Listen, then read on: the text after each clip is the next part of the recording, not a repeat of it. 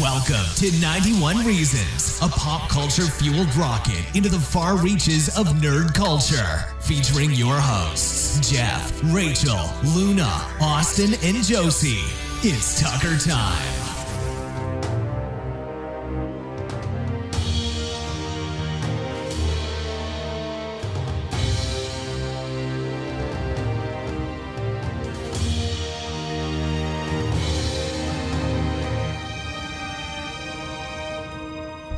All right, so every once in a while, what am I kidding? Not every once in a while. Every day, Monday through Friday, we pick Austin up from school, and inevitably, he's got some terrible horror story to tell about what happened that day in school. Somebody talked to me. Somebody was rude to me. The school did this. The teachers did that. And we've come to just expect this from Austin and deal with it take it with a grain of salt, because he's been like this his entire school career. Now, that being said, he came home the other day and he was really angry at something the school had done. The school finally, for Austin, had crossed the line, and they had, they had made him do something that he didn't want to do, and he was really, really upset about it. So we said, trying to talk to him about it, calm him down, and it was awful. He was in a state. So Austin's here. Hello, I'm Austin. Yes, I am Jeff. I am the voice of 91 Reasons. And I'll be joining you today to talk about a horror story. So tell the folks what happened to you at school. Well, I went into fifth period, but this is a different schedule. So each class is 2.5 hours long. Because you're testing in some classes, but this is one of the classes where you aren't testing, so there's nothing to do, and the power went out and the lights went out. Just the projector was working. So we had nothing to do but watch a movie for today. But this happens a lot. Yes. How often do your teachers stop teaching and put a movie on? A lot, actually. A lot. It was really bad my freshman year, because I was at a different school where the standards were much lower, and I had a health teacher that didn't really care, so he just put on whatever. You've seen a lot of movies at school. Yes, I've seen Shark Tale twice. I've seen... Now that in itself is terrifying. Yeah. Shark Tale twice. I'd say Ratatouille 6 times. Are you kidding? They think it teaches us about cooking in France. It's a rat in the kitchen. How does that teach you about cooking? I know too many lines from that film. Does too. It's WALL-E teach me about space flight? It teaches you about being eco-friendly, according to our science. Oh yeah, no, that's very heavy-handed. There's no doubt there. Now, in the past, I have been subjected to torture, such as Michael Bay's The Island, which is an awful, awful movie. It's a terrible movie. Thankfully, though, we watched that over the course of 5 days in half-hour increments, half class, half movie. That was tolerable. Well, sort of tolerable, until Steve Buscemi shows up and the movie really goes downhill. It has the distinction of the most advertising in a movie ever. And it's embarrassing. Nearly every shot. There's a great scene in the movie where they befriend... I'm not going to spoil much, but they befriend a clone Well, this is going to spoil the film. You can spoil people. This movie's terrible. You're doing them a favor. It's about a film where you can get an insurance policy where they'll clone you and get organs from your cloned self and bring them to you when you need them. And this is about clones who realize they're just scams to get organs and break free. So right. They find the guy who they're lending organs to, and he pulls a gun on him, and he gets the phone up and says, "Why is my insurance policy in my house?" And he tries to kill him. Yeah, Ewan McGregor. Yeah. That's a terrible, terrible line. Why is my insurance policy in my house? It's terrible. Because initially he befriends them and is like going to take care of them, and then he turns evil. It's a horrible film. But I have been subjected to a new form of terror, and that is the full 2 hours of Suicide Squad. What possible purpose could your school give you for watching this movie in school? Well, originally we were going to watch Guardians of the Galaxy. Everything was set up to play it. The movie was even paused and on. She was going to watch it through the Amazon Instant Video. And she finally said, I do have another movie if you guys want some choice. So we'll just do a quick vote here. It's probably just going to be Guardians like the other classes voted. We can do Guardians or Suicide Squad. And everybody in the classroom, when he said Suicide Squad, their eyes lit up. Because these are all, emo teenagers. Suicide Squad appeals to them. they probably didn't see the movie in the theater. They can't wait for it. Afterwards, everyone in the class looked like they had seen death. But, you know. Isn't it known as Hot Topic, the movie? Yes, it is. Yeah. So we do the hand waves, and me and one guy vote for Guardians. You're the two holdouts. Yes. As soon as he said Suicide Squad wins, the other guy who voted for Guardians behind me just goes, "It's a terrible film," and just face palms. And I could see his pain, and like, what am I going to be subjected to? I initially told Luna that I'd done this, and Luna was like, "Why wouldn't you be excited? It's a brand new film you're watching in school. That's so exciting, because we didn't see this film." And I'm like, there's a reason we didn't see this film. Right, no. For us to go to the movies, it's $50 just to get in the door on the bargain. So we have to know that the movie is good, and every single sign pointed to that being a complete mess of a movie. Now, I wasn't expecting a full disappointment because I did actually like Dawn of Justice, which was not a popular film. Right, no, we like Dawn of Justice, and the thing with the DC movies is that we have such affinity and affection for these characters that we're willing to overlook a lot. But see, Suicide Squad doesn't get that. No, it does not get that at all. And my problem with Dawn of Justice was length. The film needed heavy editing. But after seeing an edited mess like Suicide Squad, just give me the raw film. I'll suffer 3 hours to see that hour and a half of good footage if it means that footage exists. Well, this is another example where the studio just won't leave the filmmaker alone. This film suffers from some of the worst editing I've ever seen in any movie. So I don't know how to explain this effect, but it's like a film effect where it shows a scene, the characters speed up really fast, and then they slow down. That's called ramping. Well, it's in the first half hour of the movie, 25 minutes that half hour. Yeah. It's everywhere. It's supposed to put you in the action. Well, this film clearly had a different opening sequence that they did that with, where they sped it up and like flipped it upside down and flipped the negative so it's colored pink and then flipped it green and then made colors go around it to make it look exciting when it was clearly a very dark scene they edited. Well, I have a question. I get for the advertising, you know, the way the movie was sold to people. They had all those day glow rainbow colors. Yes. And lots of scratchy drawings of skulls and stuff. And that's all in the film. Why? Because it was obviously a darker film, they needed to be brighter, because there's a lot of scenes where the scene stops and there's like a little title card of that character. So like it'll pause and go, the Joker with flashy skulls around him. It'll tell you his height, his age, all about him. Because they edited out the footage that introduced the character. But that's the laziest way to introduce a character in cinema history. Yes. The opening of the film is Amanda Wallace, who's like she's the head of government protection, the FBI, and she has a plan that, so her argument is that Superman saved the city, but what if the next Superman wants to destroy the world? What's stopping him? That's her argument. What's stopping Superman one day from going, let's kill humanity? So instead of recruiting heroes, recruit villains. She immediately says, we've got all these villains in a prison. Yes. We can get them together to be our super team of worse villains than a villain who came down. She's convinced that she can take out 5 people who are going to be bad at once by turning them good before they go bad, and that because they mention like South Korea a lot in the opening film, they're having huge tensions with, and that if she doesn't get to these villains first, another country will get to them first and recruit them, and they'll be used as terrorist weapons against the United States. Yeah. Which confuses me because I thought DC was all fictional locations, because they don't say what city they're in, but I guess it's like Metropolis or Central City. Captain Boomerang shows up, it might be Central City. They never say, other than the fact that it is the US and there is a global world, because obviously South Korea is targeting them. Well, I should tell you that I haven't seen this movie. I have no desire to see this movie. So it's all new to you. And I'll usually watch anything, but this one has such a weird vibe coming off it that I just think it's a complete waste of time. It is. And it looks like a complete waste of time. It's 2 hours of your time wasted. And that's a bummer with all that talent involved. It is.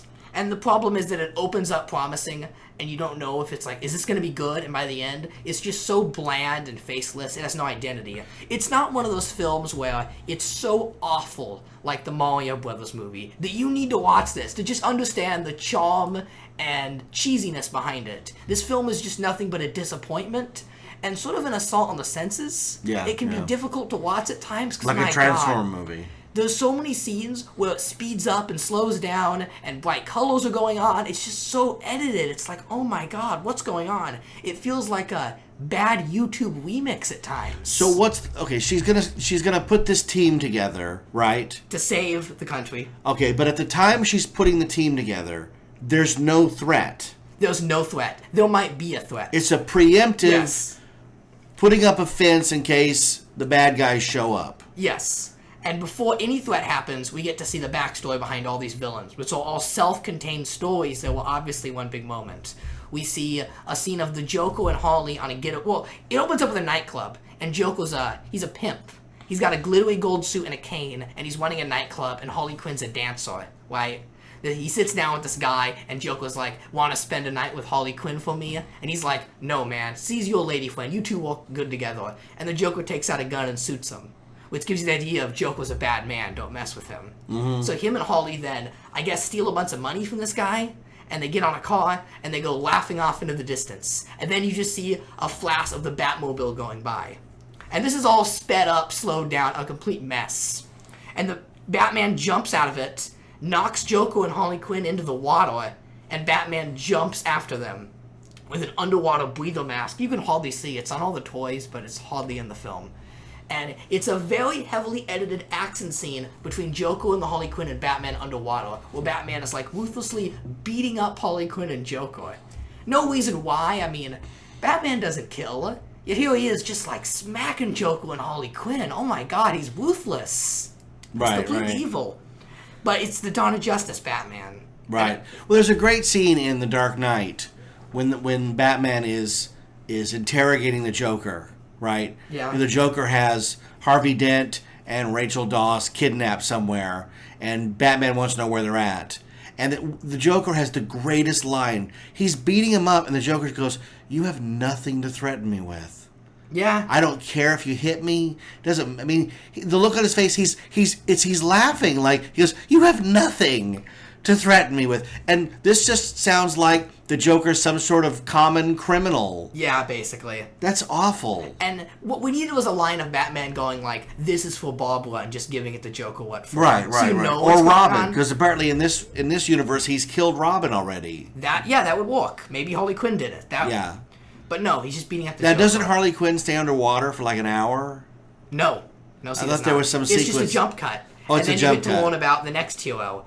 And I'm just going to go through them real quick. Killer Croc doesn't really have anything. Like, he's just an underwater lizard. There's a scene of him attacking some security guards. And I kid you not when I say this character has no impact on any scene in the movie and doesn't do anything and has like 2 lines of dialogue.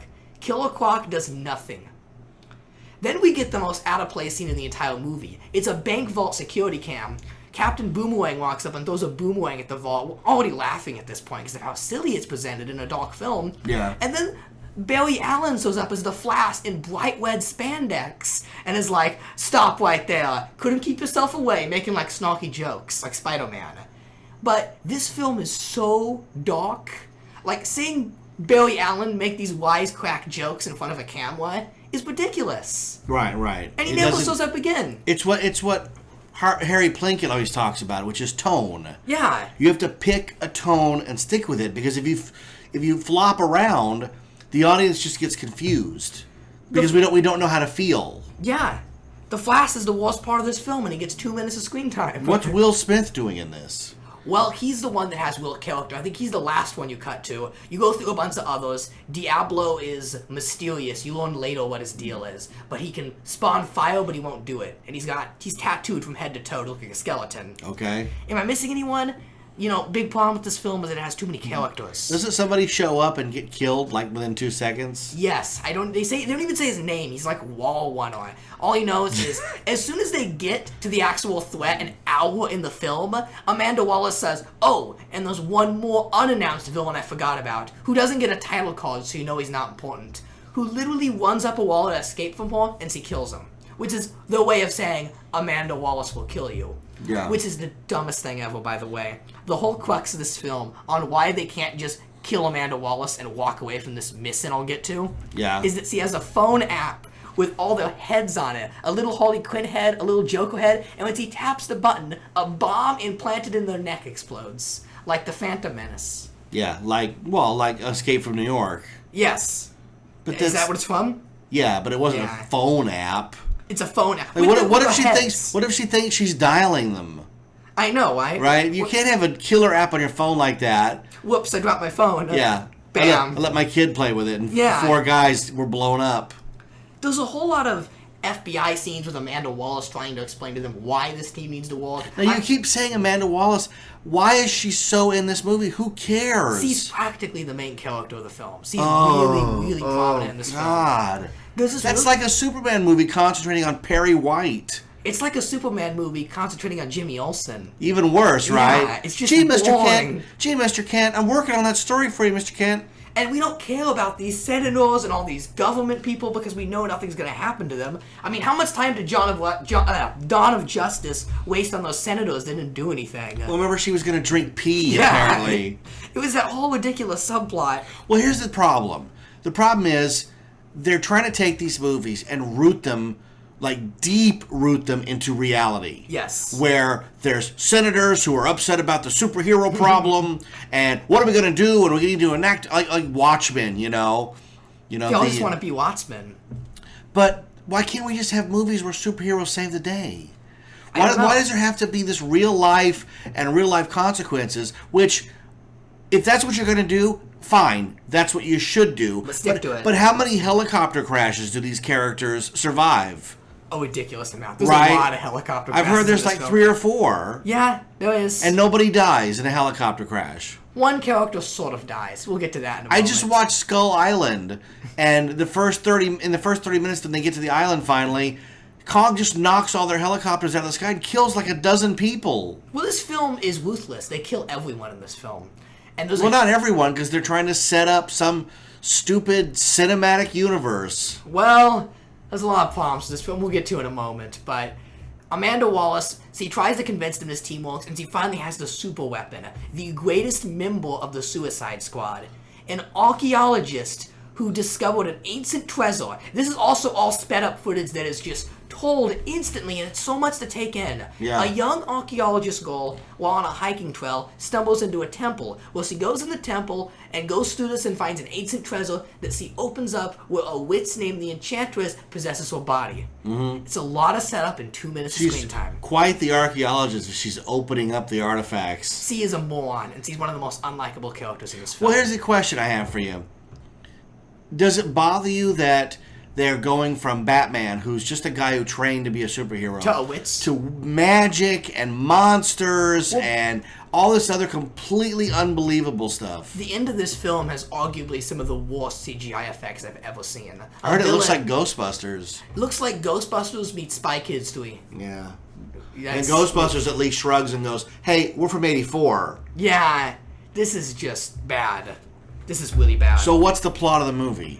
The Enchantress, when possessing the archaeologist, goes rogue and attacks a random city, possesses a random guy to be her brother from another world so they can enslave humanity.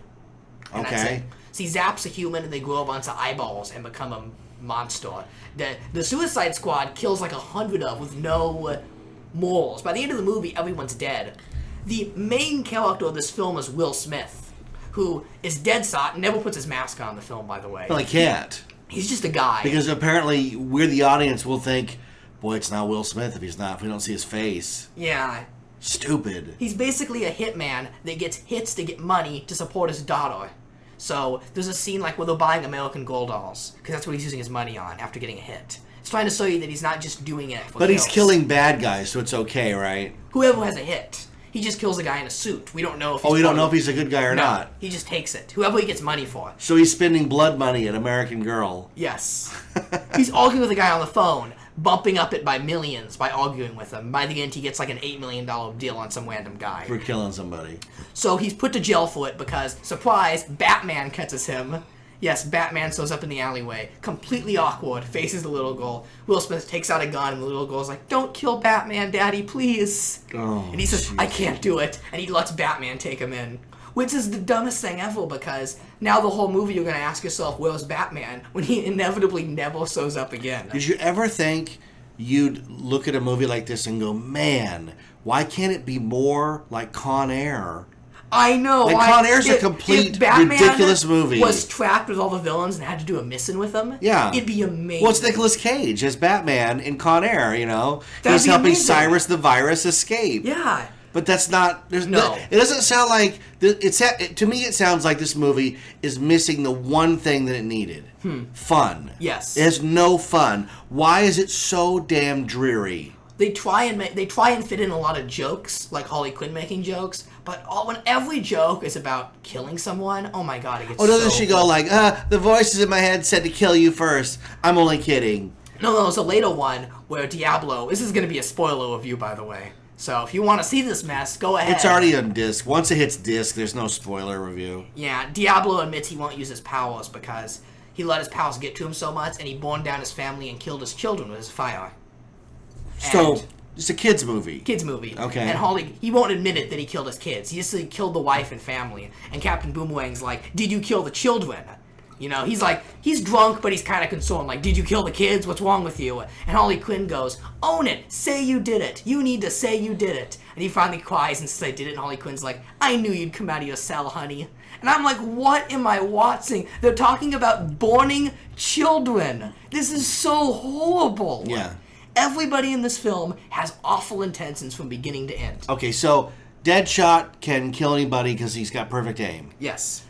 The Diablo can conjure up fire. He can burn down a whole building. Killer Yes. Croc has got inhuman monster strength. He can swim. His strength's never used. He only does underwater scenes away from the group. He can be underwater and hang out, right? Not and do then much. Captain Boomerang, Can throw a boomerang. which is the dumbest character I've ever heard of, and it's played by the guy from Terminator Genesis, so I really dislike him. The whole movie, he's like trying to find ways to escape Amanda Wallace, but after seeing like their heads get blown off, he's like the comic relief in lamest terms. Yeah. He's always drunk because drunk guy is funny, I guess. I don't know, it's stupid. By the end of the movie, he's locked behind bars and screaming, and that's it. And Katana has a sword. Oh, Katana. I forget If she he's in kills this. you with her sword, your soul goes into the sword. That's Do we ever get to see this? never mentioned. Then why do they bring it up? So Katana does Oh, it. that's so stupid. Katana is in the movie to stand there and say, hey, DC fans, you're watching a DC movie. She never speaks a line or does anything the entire film. She gets one title card scene with a backstory of her husband dying, and then none of it is ever mentioned again, including her sword, because in the flashback scene, you do see her suck up a soul with a sword. Then it's never used again. Never I was used again. expecting it to be used on Captain Boomerang, because the whole movie, Captain Boomerang tries to flirt with her, and she gets angry at him. Yeah. But they never pay it off. She doesn't even show up at the end. She just kind of walks away. So everybody has a power Yes. except Harley Quinn. Harley Quinn is... What is she in the team for? She's acrobatics. She can make funny jokes. That's it? She can text the Joker. She has a phone and texts the Joker the whole movie. But what do we get out of that? The Joker texting back, I'm coming for you, honey. Oh. And the Joker doesn't show up till 45 minutes in, when he finally shows up on the helicopter saying, I'm coming to save you. First time out without the flashback, right? Harley Quinn gets in the helicopter, and this is after helicopter crash number 1. Because Amanda Wallace, they already jumped out of that helicopter that blew up. They're gonna do another one, and then Amanda Wallace shoots down this helicopter and kills the Joker, who's dead the entire movie. He's dead. But he's not dead. At the very end, he shows up, literally the last minute, like the credits scene. But why would they do a fake death scene when we know they're not going to kill him?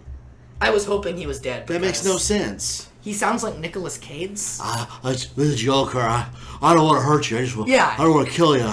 I just want to hurt you real bad. Basically. Like that. Yeah, and they even have these scenes where it's like, once again, sped up slow motion bad scenes, where Dr. Quinzel is with the Joker, and she's like flirting with him, right? Completely sane Quinzel is flirting with Joker, so you question, like, is he okay? We don't know if she's crazy from the beginning or not. But Joker's like, because he's always bringing him stuff, Yeah. and Joker's like, I have a special request. request. I have something I want you to bring me. And he's like, what is it? And she just goes, a machine gun. Can you do that for me, honey? And she's just like, oh, I don't know about that. And then the next scene is Joker in a panda outfit, a figure on the toy aisle that only shows up for a minute in the film. The trailer has so much more footage of this. It was a Obviously not in it. Comic-Con exclusive. Comic-Con exclusive, 1 second of screen time. He bursts with a machine gun. Jump cut to Dr. Quinzel strapped down and the Joker going, I'm not gonna hurt ya. I'm not gonna kill ya. I'm just gonna hurt ya real bad. Well, here's the thing. Like, come on. it seems as if now David Goyer, who wrote and directed it, is a good filmmaker. He makes good superhero movies.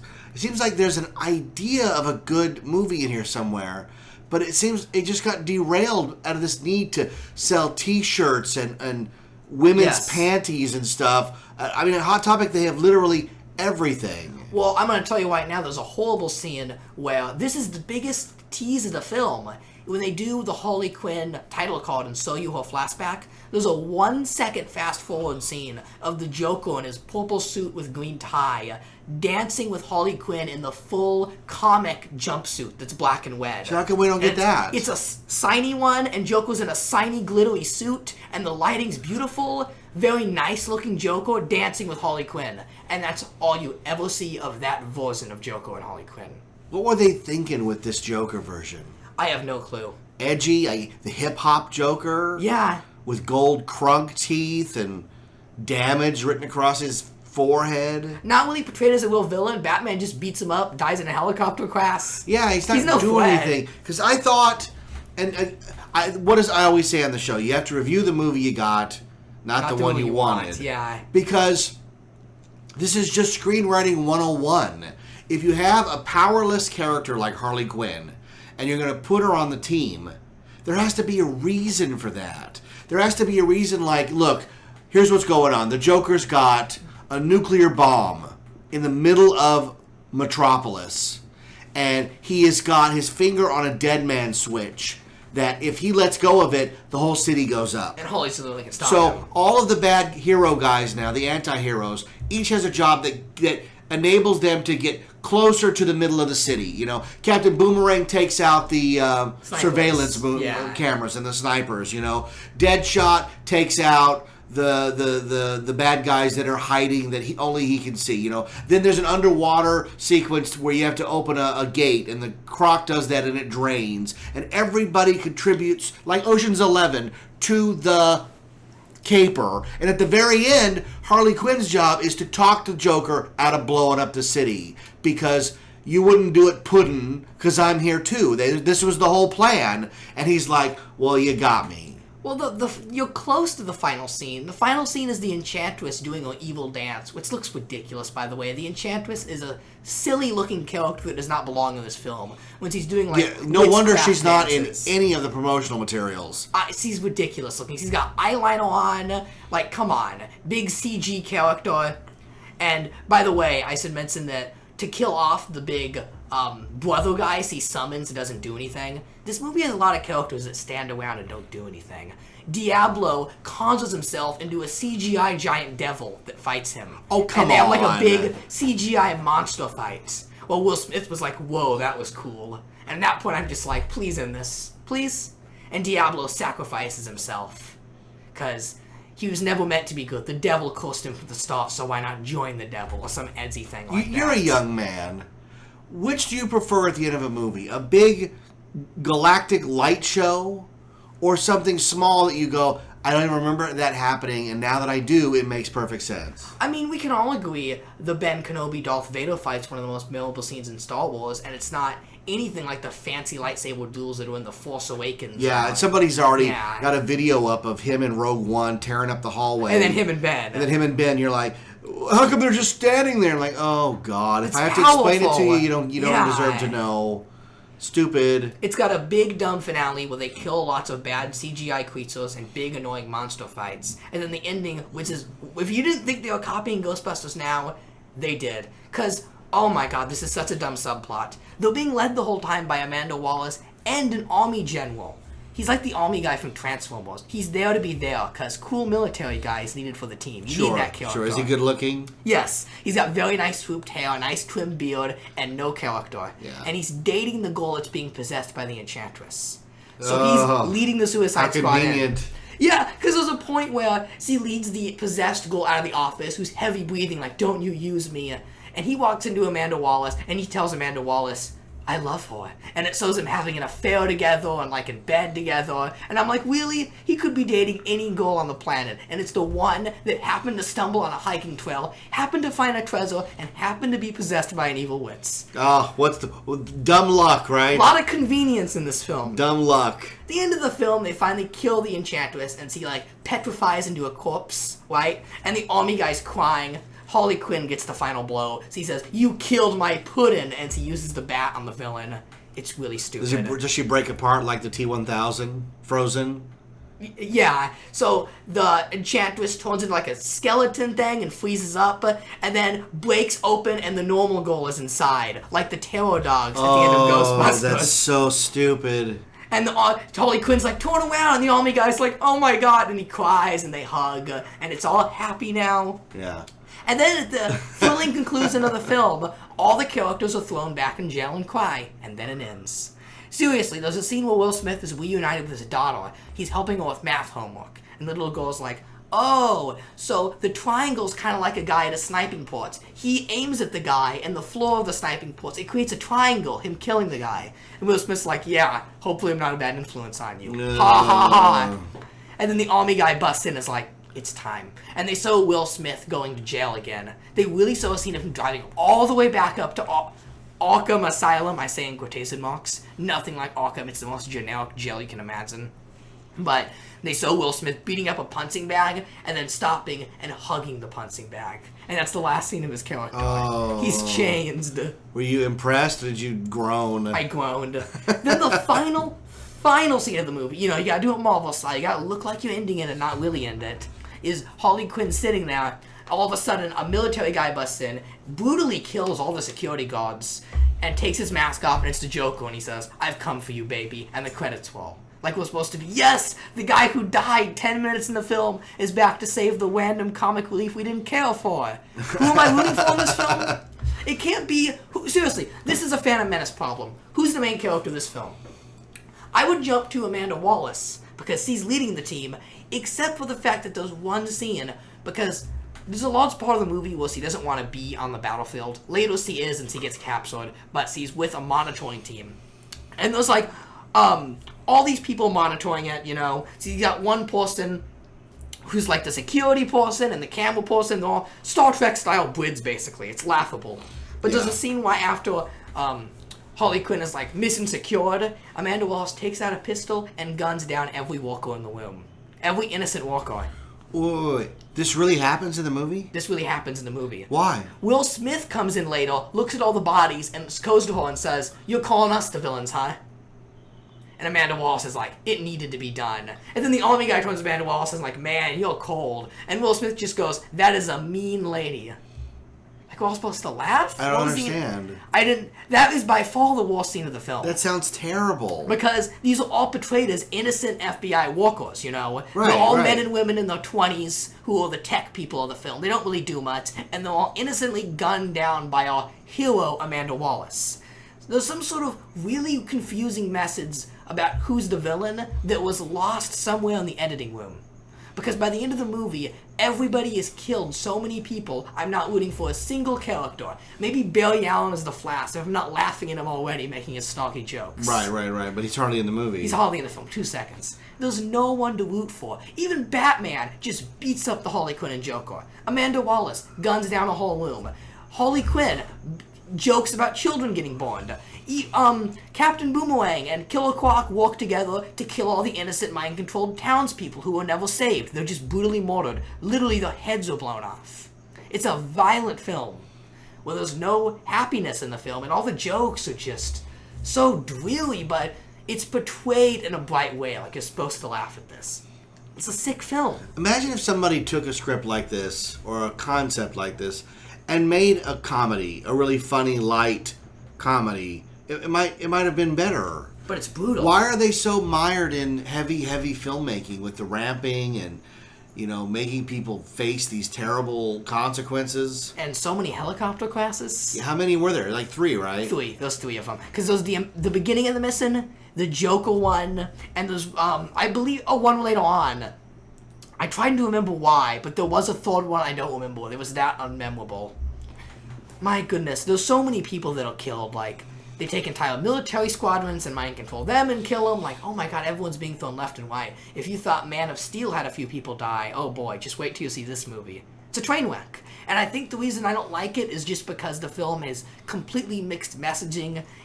There's no happiness in this film at all. It's gruesome. Yeah. It's completely unfun.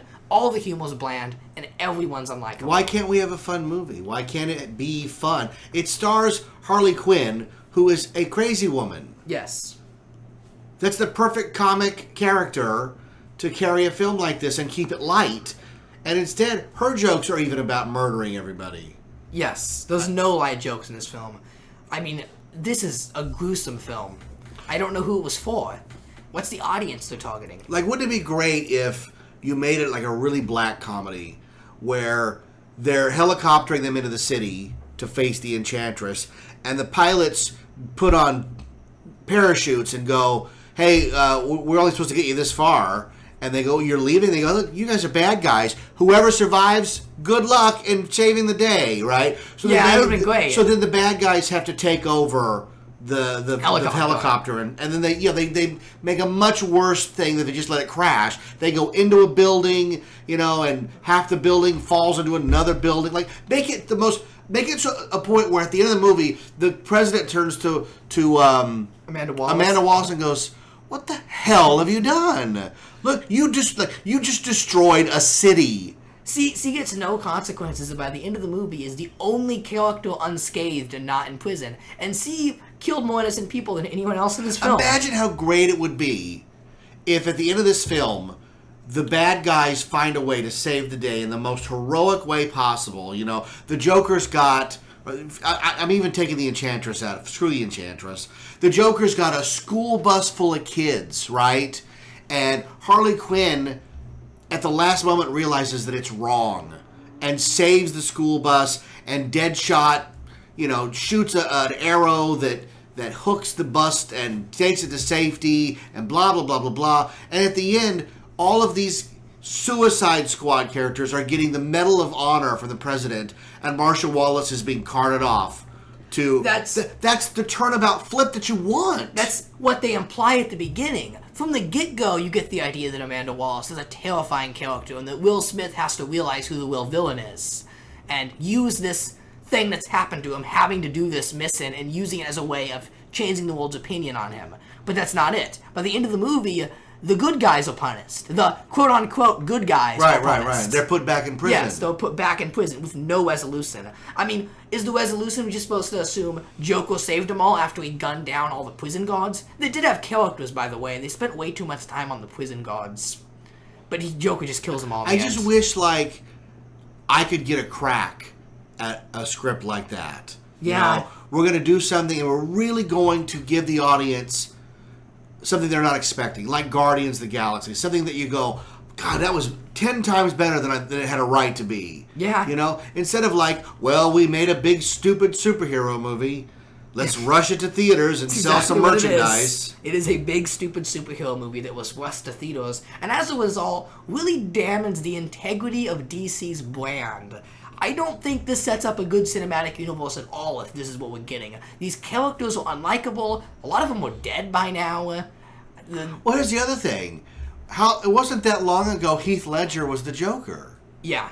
Shouldn't you give some time between that one and this one? And I forget that's the same character. It's so different. Well, it's different universes. It's not the same Joker. It's a different Joker. Yeah, but at least the Heath Ledger Joker... It's a Joker who listened to Wu-Tang Clan a few too many times.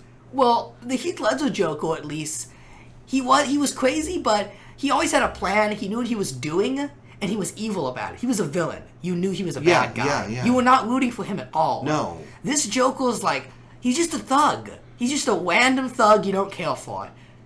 Well, that's the thing, is that the Joker does things that are so terrible, but he does them in a way that you're okay, the pencil trick. The pencil trick, where he takes the pencil and puts in the guy's eye. That's unbelievably awful. Yeah. But you're left going, that was pretty damn clever. That guy's badass. Yeah. And when he's got all the grenades and he's got the string. Running a nightclub? I mean, come on. Every comic thug does that. That's boring. Yeah. He doesn't do anything. You know what? I think the Joker... Well, The security guards at the end, if they were killed, we don't really know. Joker kills the least amount of people in this film, which is quite incredible. I think Amanda Wallace has the highest innocent kill count, with implied Diablo and Harley Quinn right at the top there. Here's the thing. Do you think there's going to be a sequel to this film? I don't think any of this will ever be referenced again. Yeah, I don't think so either. I think that they made this because for a really short window of time, Harley Quinn captured people's imaginations. Yes. And they wanted to make a movie that highlighted this off-the-wall, fun, female character. Well, we're done with that. They completely dropped the ball. They're already coming out with they a Wonder killed it. Woman movie, and then a Justice League movie, and then a standalone Batman movie. But there's no Suicide Squad 2. This is it. And I think they waned the interest of those characters. I think Harley Quinn isn't as big as she is now because of that film. It's going to take a while for those characters to be swords. They need a few more comic books by different writers for people to go, okay, I like this character. I don't think anyone wants to see Captain Boomerang or Deadshot ever again. No, they don't. No. I feel bad for the writers of the Flash TV show, who had nothing to do with this film, that made their characters look stupid. Yeah, well, they're in different universes. That's how they'll explain it. Still, it's not the but same thing. If Captain Boomerang walks on screen in the Flash and it's a different actor, I still just groan because of that character. But imagine what kind of fun this movie could have been. Could have been amazing. Imagine they subdue the Enchantress just as Batman comes in and they go, "We got it." Yeah. And he's like, "You guys got it, all right." The whole Justice League arrives in. Yeah, Everyone and they're shows too up. late. They're too late. The nerds. I mean, these are the DC Universe geeks. They've saved the day. Yeah. That's what they should have done. Have a scene of like Killer Croc, Harley Quinn, and Deadshot facing Green Lantern, Batman, and give us someone else new. Like, what would be another DC character that fans would love to see on Martian screen? Manhunter. Martian Manhunter. And they would just be like, we got it. And the other heroes walk away. Yeah. Well, it looks like they got it. Yep. Nice job, everybody. Back to your lives, citizens. Nothing to see here. That'd be perfect. That Yeah. would have been perfect. I don't get it, man. What a colossal waste of time. And even worse is, this was your school day. My school day. You had to endure this during your school day when you should be learning. And this was 2 of my 7 hours. Right after this, I had to go back to learning, and it was very difficult. You know when you haven't seen a movie for the first... If you've seen a movie for the first time, it feels a lot longer. Yeah, because you don't know when it's going to end. Felt really long. And the worst part was I missed the last minute. I had to watch it on YouTube later, because we couldn't get it done in 2.5 hours. Yeah, Because the film's too long. Not that the ending was any great. Joker just gunning up the security guards like, ooh, I missed a lot here. Yay. I was better off knowing the Joker died in that helicopter crash. The first helicopter crash. Yeah, first of 3. First of freaking 3. Ultimately, this film is a huge disappointment. Go into Justice League with caution. That's what I say. Well, everybody is. It's Zack Snyder. Yeah. And the trailer they put out was pretty good, except for that shot of Aquaman on top of the Batmobile screaming. Like, what am I looking at? Well, he's the same character as Captain Boomerang. Literally the same character. Yeah. Interchangeable. Yeah, the saggy beard, the same look. He's eccentric and wild because why not? There's no real reason. So I have a feeling it's going to be the same movie with the same awful editing and bright colors and slow-mo scenes. Lots of ramping. Lots of ramping. Oh, boy. We got to do an episode on it, too, so...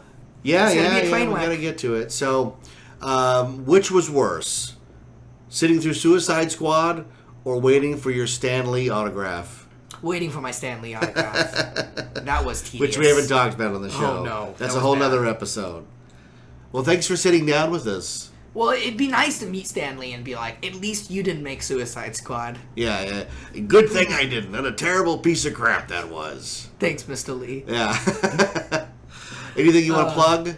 No, I do my review blog, Foxtrot Reviews. Go check it out. I just wrote up a WonderCon rant on Jack's Pacific and how they don't distribute their toys. Yeah, you're very wrapped up in a Jack Specific. I am, and I'm not the only one. There's a community out there that is very angry at this company for how they handle things. And they have a right to be, because we want to spend so much money on their stuff they don't put in stores. Yeah, well, you collect the Nintendo figures. I collect the Nintendo figures. Yeah. You don't like the Suicide Squad toys. Those are awful. Have you seen them on shelves? Yeah, I've Might seen be them. the worst Harley Quinn figure they've ever made. Yeah, she looks like a man or something. She's all misshapen. Not only that, but there's like a figure of Batman with his mask that's in the movie for 2 seconds. Joko in his panda suit that's hardly in the film. But I think there is, however, the Joko figure, the normal one, is in his silver pimp outfit, not the gold Joko jacket you know and love, which is more like the film. So, Pimp Joko, that's him in the Joker, movie. isn't that great? He comes with a gold cane. Oh, that's so dumb. Yeah, I really hate that crap.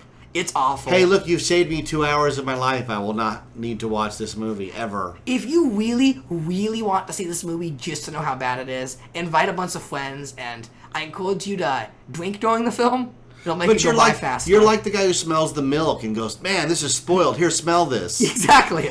Yeah, And don't bother. I'll just take your word for it. Just and really I don't don't see drink, it. so how would I get through it?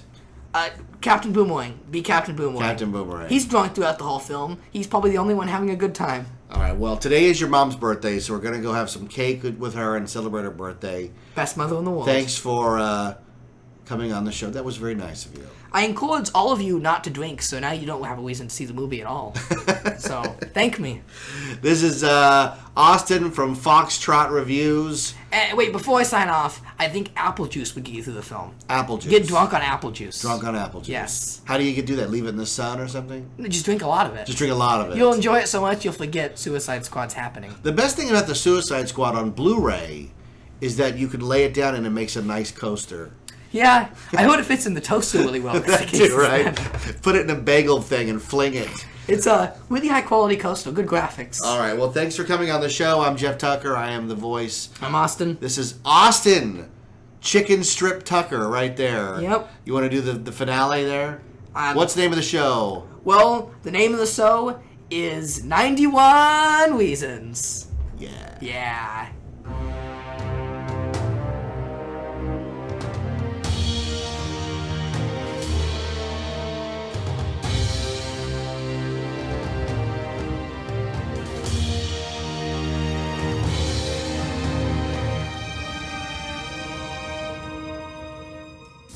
Thanks for listening.